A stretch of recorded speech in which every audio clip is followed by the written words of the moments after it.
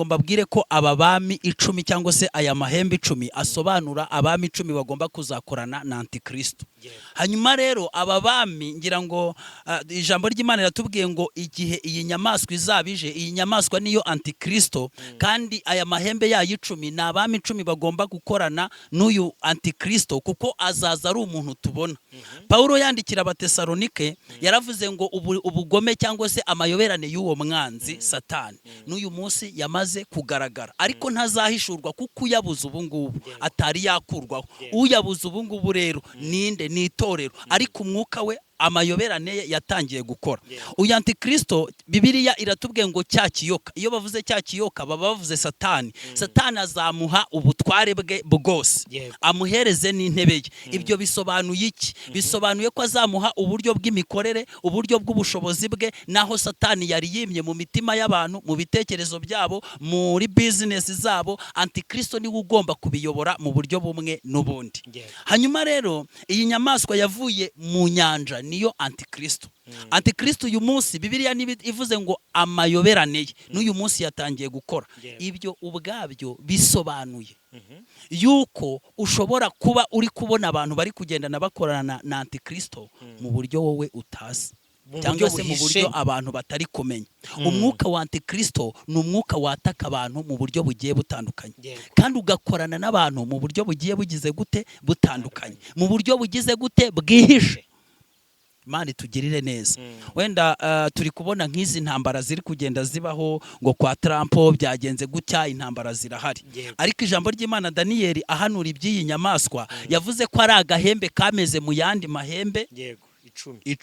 Hanyuma gakuramo atatu kamaze kuyavanamo, gasigara ari irya, ubwo hasigaye 7, nako kaza ari aka 8. Hanyuma iryo hembe rero aribo bami 10 rigomba kuza rikagira abandi bami 3 rikubita hasi. Ryamara kubakubita hasi rikayobora ari uwa 8. Uri kumva ko rizaba rikuyemo 7, kandi abo ni abami bariho uyu munsi. Kandi abo bami bagomba kugwa kugira ngo Antikristo abone ahayoborera. Rero izi ntambara zigomba gusiga byanga bikunda, zigomba gusiga byanga bikunda ari amahembe 3 avuyemo. Niyo mpamvu ubwo mise ndeba ihembe rimwe ryitwa Netanyahu, ndeba iryitwa Kameni, ndeba n'iryitwa Trump ejo bundi bararihushuye. Ndavuga ati aya mahembe aragenda tu, ari amahembe agomba kuzavamo, kuko ukurikije profile ya Antikristo ahagomba guturuka. Ntabwo agomba kuza bariya bami bakiri hariya kuko bamubangamira. Agomba kubakuramo isi akongera akaba nk'uyibumbiye hamwe, hahandi mwakekaga ubwami cyangwa ubushobozi akaba atariho buri, ahubwo ubwami bwose akaza akabufata. Kandi ejo bundi yarahamagaye andi mahembe, aya 3 nari mvuze, yahamagaye andi mahembe. Mu kuyahamagara agatire arika dufite gahunda, ntago mwebwe mubo tuzakorana nabo cyane murimo. Ati rwose mwiduhamagara ngo tujye kubafasha intambara, icyo tureba nuko mugomba kuvaho. Niyo mpamvu uyu munsi ushobora kujya kubona ibihugu byari biri inyuma ya Amerika biri kugenda bivaho, kuko iyi ni intambara iri gutezwa na Antikristo mu bundi buryo. Bamenye ko ari we uyihagarariye, ntabwo ari umwana w'umuntu uhagarariye iyi ntambara, si n'umwuka w'umuntu, si n'ibyo abantu batekereza, ahubwo Antikristo ubwe niwe uhagarariye iyi ntambara mu buryo bumwe n'ubundi.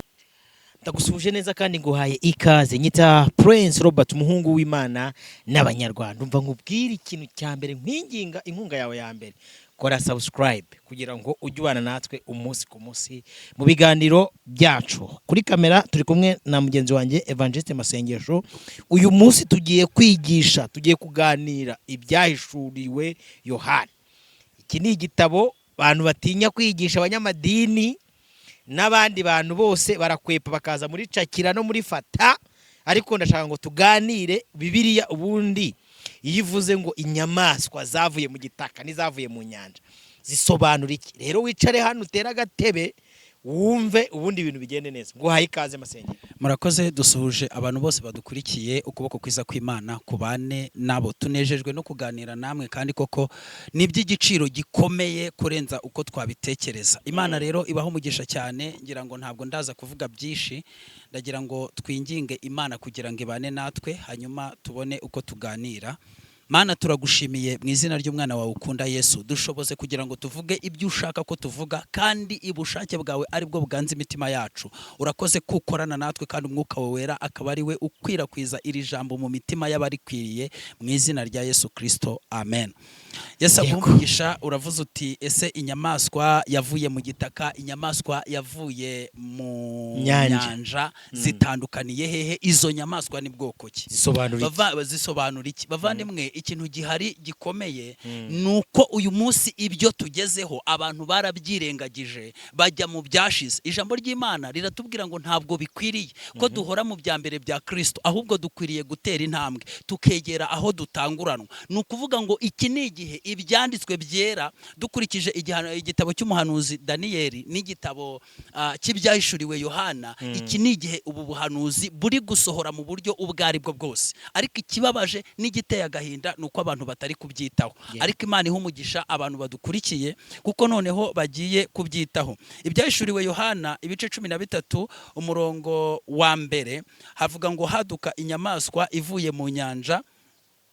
Iyi nyamaswa yavuye mu nyanja, ngo ngihagarara ku musenyi wo ku nyanja, ngiye kubona mbona inyamaswa iva mu nyanja ifite amahembe 10 n'imitwe 7. Ku mahembe yayo hariho ibisingo 10, no ku mitwe yayo hariho amazina yo gutuka Imana. Iyo nyamaswa nabonye yasaga n'ingwe, n'amajanja yayo yasaga na ya aruko, akanwa kayo kasaga n'ak'intare, cya kiyoka kiyiha imbaraga zacyo. Imana itugirire neza, n'intebe yacyo. Kandi Antikristo mu guhagararira iyi ntambara agomba kwica abashaka, akazamura abashaka. Bibiliya iratubwira ngo umuntu wese uzamwemera azamwogezanya icyubahiro. Ni ukuvuga ngo rero ibihugu byose ubu bigomba kugenda biva inyuma ya Amerika, ya mahembe 3 yose agomba gukukamo cyangwa gushingukamo, bigomba kugenda biyava inyuma, n'ibizajya inyuma y'iryo hembe bizatsindwa. Niyo mpamvu uyu munsi ibihugu byadominaga ntabwo ari byo mugiye kumva bidomina. Niyo mpamvu ihembe rimwe rizata Antikristo azarishuka ati tangiza intambara, mu kanya biraba bikemutse, ntabwo birarenze iminsi ngahe. Ariko wajya kubona wa wundi waruzi karatsinda, ukabona niwe utangiye gutsindwa.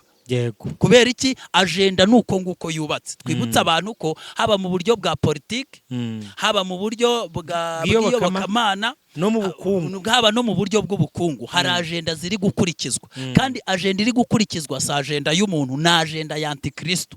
Niyo mpamvu ubukungu turabizi ko Antikristo azayobora mu myaka 7 namara kwima ingoma, namara guhishurwa ku mugaragaro. Itorero ryakuweho. Hari ibice bigize iyo myaka 7, imyaka 3 n'igice ya mbere, imyaka 3 n'igice ya kabiri. Ibyo ngibyo byose tugomba kumenya yuko Antikristo iyo myaka yose izashira hari inzara ikomeye, mu rwego rukomeye cyane. Iyo nzara rero njya mbwira abantu ngo ubu ngubu yatangiye kubaho. Abantu bari ngo hari ibihugu bigiye kwishyira hamwe ngo bijye kurwanira umuhora, ariko bawurwanira bagira gute? Ntabwo n'ubundi inzara izashira. Kuko mu myaka 7 iyo turi kubwira abantu ngo Yesu Kristo yaje, nta kindi gisigaye. Bajye bareba ibyanditswe byera, bamenye, banabihuze n'ibihe, barebe ngo ese ni ikihe kigeze, ni ikihe gihugu kigeze 11. Yes, 11. Iyo usomye iki gice cya 11 cya Daniyeli cyose, nicyo cyerekana iyi derurama y'izi ntambara n'ukuntu bizagera n'uburyo Antikristo azima ingoma. Hanyuma waruvuze uti inyamaswa yavuye mu nyanja na Antikristo. Hanyuma yavuye mu gitaka, inyamaswa yavuye mu gitaka ivugwa muri iki gice cya 13 ku murongo wa 11. Iyi nyamaswa yavuye mu gitaka yo ni umuhanuzi w'ibinyoma. Umuhanuzi w'ibinyoma ari we ugomba kuzaza ahagarariye idini. Yego, iryo dini kandi nawe muri kubireba yuko yamaze kugira gute kuryoroganiza mu buryo bumwe n'ubundi. Byanga bikunda abantu bamenye ko idini ryarangije guhura. Ejo bundi mwarabibonye. Urewo ukuntu yahise atrasano ejo bundi ari muri Zangora n'ahandi, wabonaga ko ari ibintu biri connected mu misigiti, mu ki byose. Abrahamic house yamaze kubakwa. Namwe n'amaso yanyu tutagiye mu by'umwuka muri kubibona ko n'amaso arabibona. Ntabwo ari ngombwa ko tujya mu mwuka ngo tubasobanure n'ibintu bikomeye.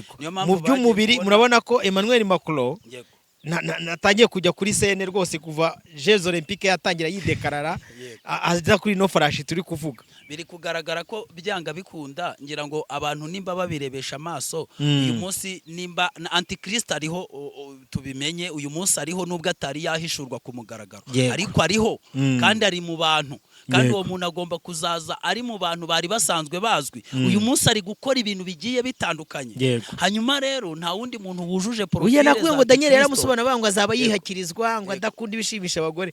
Mwebwe mujye mwitonda murebe neza munakore n'ubushakashatsi. Sibyo? Yego. Ibintu byose arabyujuje. Umenye ukuntu umuntu yari umugabo ejo akaba yitwa Brigitte. Akaba yitwa Brigitte. Nukuvuga ngo byanga bikunda ntabwo twabipresiza kubera ko ibintu by'ubuhanuzi no kwitonda, kandi abeshi bagiye barwanira profile za Antikristo no kwitwa we, ariko bikagenda bibananira. Nawe ashobora kuzahinduka hakaza undi, ariko kuri uyu munsi nta wundi muntu turi kubona ushobora kuba yamusimbura. Umuntu uri kuri ubundi Yohana yaranditse avuga ngo Antikristo ni benshi kandi barakora mu buryo bw'amayoberane. Isi kuva yatangira muri biziko Satani agenda barikora amateka n'icyo bita ijambo ry'Imana. Isi kuva yatangira uhereye mu gihe cya Banero ukaza ba Bonaparte, ukaza ukagera muri ba Hitler, ukaza ukajya nejo bundi n'aba ba Donald Trump, urabizi ko bashaka kwishyira kuri profile bikanga. Uyu munsi isi yagiye irwanirwa ishaka kugira ngo harebe uwahagarara kuri Antikristo, ariko baba na prefera bavuga ati iyi generation ni yigezweho. Niyo mpamvu uyu munsi turi muri generation yitwa Z cyangwa Z nyine ya nyuma. Bari kuvuga ati rero hashobora kuba hagiye kuza Alpha n'itangiriro, kandi iryo tangiriro ni ryo mu ngoma y'imyaka 1000. Bakaba ati rero reka tube duteguye uyu muntu neza niwe ushobora kuza kuri uru ruhemba akaza agendera kuri iyi farashi. Kuko Bibiliya iyo tuvuze Antikristo ni umuntu uri kuza gukorera mu mwuka wa Antikristo. Ni nkuko masengesho na Robert n'undi muntu wese yaganira.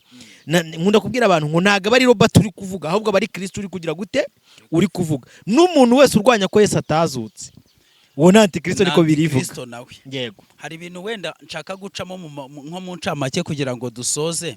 Uri kubona ko iyi nyamaswa yavuye mu nyanja niyo Antikristo. Antikristo naza Satani azamuhereza ububasha bwe kugira ngo abashe gukomeza imirimo yose ye nkuko Satani yayikoraga, ndetse anamurushe kuko azaba ari igihe cye. Hanyuma rero Antikristo namara gukora azahereza ububasha umuhanuzi w'ibinyoma, ari we iyi nyamaswa yavuye mu gitaka, amuhereze ububasha bwe mu gihe gitoya. Uyu muhanuzi w'ibinyoma azaba ahuje idini, ahuje na politiki mu buryo bwari bwo bwose, ndetse no mu buryo bw'ubukungu, kubera ko Bibiliya itubwira ko iyi nyamaswa ari Antikristo nirangiza gukomereka uruguma rwica, izahereza iyi nyamaswa yavuye mu gitaka ariyo muhanuzi w'ibinyoma ububasha bwayo, kugira ngo uyu muhanuzi w'ibinyoma areme cya gishushanyo Bibiliya itubwira, hanyuma narangiza kukirema agihe guhumeka. Namara kugiha guhumeka ngo azagiha n'ubutware bwo kwicisha abantu bose batakiramye, kandi abantu bose bazahita bikubita hasi bakiramye,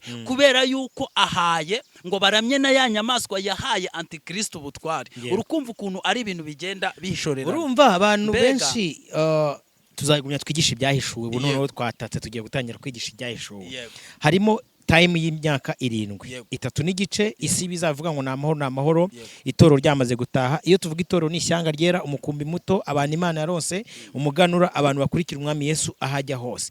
Mu myaka 3 n'igice hazaza ubuhamya bw'abahamya babiri, ariwe bita Mose na Eliya, bazaza gukora mu kimbo cyo kwereka isi yuko uyu muntu bari kuramya, uyu muntu bari gusingiza atari Mesiya nkuko byavuzwe, sibyo?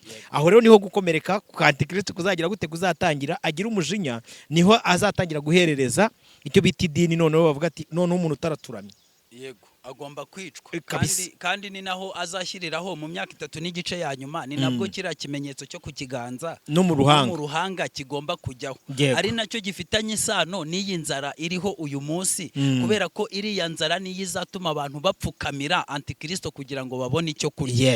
Iyo batangiye gufunga umuhora, Antikristo bari kuvuga ati hari utuntu nestaye twiyo mihora, ubundi mubanemo gake turebe ibyari byo. Ubundi guhera muri Covid narababwiye ngo bari gukora icyo bita installation.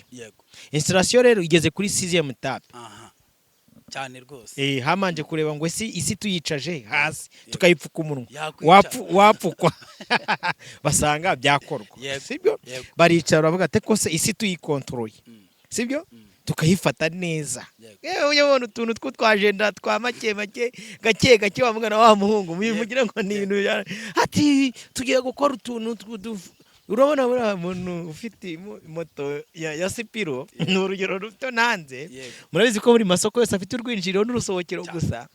Ubwo nukuvuga ngo n'abaritaye bakagenda bakajya hanze. Buriya Sipiro ifite urwinjiriro n'urusohokero. Ni ukuvuga ngo ushobora kuba uyiriho batihagarara aho ngaho turaje tubagusange. Cyane cyane ko baba bari no kukureba. Yes. Hanyuma rero buri kintu cyose niko kigiye kimeze kandi ibyo byose byari ibintu byahanuwe. Hanyuma rero muri iyo myaka 3 n'igice ya nyuma nkuko wari ubivuze nibwo hazazamo ubutumwa bw'abahamya babiri, nibwo hazazamo ubutumwa butatu bw'abamarayika bagomba kuzavuga buriya butumwa bwo kugira ngo abantu bizere Imana bayubahe. Ni minsi buri munsi hazajya haba ikintu gishyashya. Uko Antikristo nawe Bibiliya itubwira ko azaba ari gukora ibitangaza byisha bikoreye mu muhanuzi w'ibinyoma byo kumanura umuriro ukagwa hasi, agakora ibitangaza byo gukiza abarwayi. N'ibi bintu byose abantu bari kugenda babona abaprofete bigisha, abandi bahanura, abandi bakorana n'imbaraga za Satani ariko bagakorana nazo mu izina rya Yesu. Aba bose ni abakiriya cyangwa n'abahungu n'abakobwa ba Antikristo yatoje kugira ngo baze kumubanziriza kumuharurira ikibuga. Hanyuma rero nibamara kumuharurira ikibuga nibwo azima. Mu myaka 3 n'igice ya mbere azaba ari kuringaniza no kureba yuko mikoro zivuga neza. Urabona hari ukuntu wesitara ukabareba ko installation imeze neza, ugacana ukareba ko ukareba ukavuga ukumva ko amajwi agenda. Muri iyo myaka 3 n'igice ya mbere niko bizaba bimeze. Ndetse Antikristo buriya azaza n'itorero rikiri mu isi. Ariko nubwo azahishurwa we icyatumye Yesu avuga ngo itorero ryanjye ngo nzaza mu gihe mutabitekereza nk'uko umujura aza, ni ukubera yuko Yesu azaza amere nk'uryibye.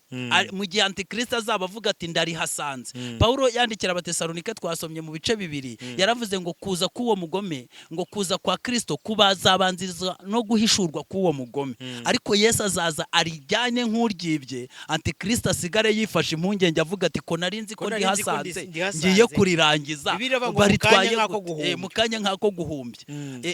Iwo mwanya bizaba birangiye. Icyo gihe rero abandi bazasigara muri strago zikomeye. Twongera tubwira abantu ko wenda aba ariko dusorezaho, turagira ngo tubwire abantu ko itorero rya Yesu ntabwo rigizwe n'abizera bose. Ndetse n'abari muri iryo torero nkuko ijambo ry'Imana muri Mateyo 25 habitubwira, ni umusaruro mutoya w'abakobwa 5 b'abanyabwenge nibo bazinjirana na Kristo bonyine. Ni ubukwe. Ariko abantu babyumve neza ko itorero rizaba muri iyi myaka 7 rizaba rigiye mu cyo bita ubukwe. Yes. Ni ubukwe. Ni ceremony ya mariage izaba igiyeyo.